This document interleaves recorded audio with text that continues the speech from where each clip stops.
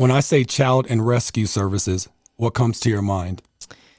So a lot of evil things, to be honest, like child and rescue services is like CPS and things like that are super, I don't even know the word for it. Like they're so inaccurate in their pursuits, and they're so, I think their resources that they have or that they say that they have, they don't actually, or they can't actually enforce.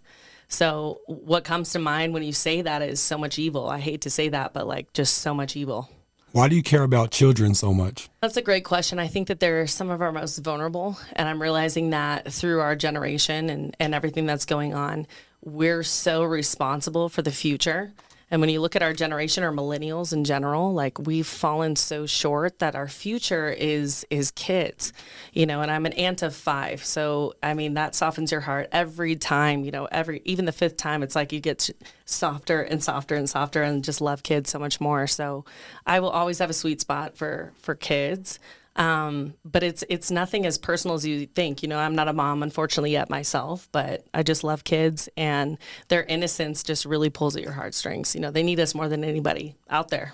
But it's the missing child space is where it's really neglected, where it's a direct gateway into trafficking. So I'm doing what's called preventative trafficking strategies. So it's building resources and different strategies to help prevent it altogether. Because once kids have been trafficked, to locate them past then is like almost impossible.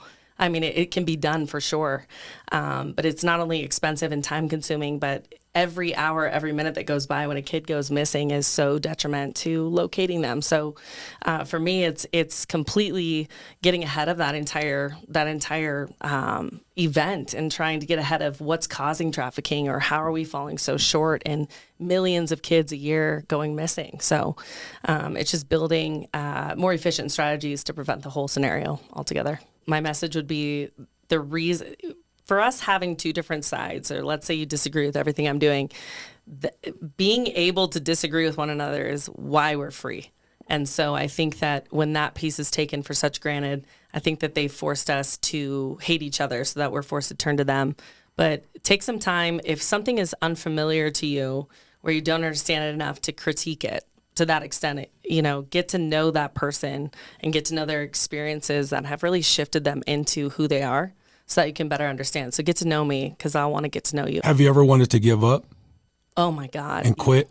Yeah. Oh, like there's been times where you're just like literally on your knees in hysterics. Like, what is the point? Why did I do this to myself? Like I have to say it like this, like coming out conservative and then Christian too in this world, like the backlash that came with that. Like sometimes I would sit there and think, if I wouldn't have done that, if I wouldn't have come forward in my beliefs, everything would have been so much easier, for me. So yeah, there's some times where you're like, is this going to pay off? Like, do good people, receive some kind of award for what they've done? It's not that you're after it for the reward, but you're absolutely punished for every step of the way. So it seems unfair, but never fully given up. But have I questioned it? Absolutely. Every step of the way. Absolutely.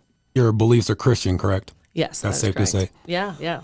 Okay. Was there a moment in life that you've experienced thus far that made you be more vocal about your experiences and how you feel in life about everything, or what you want to share?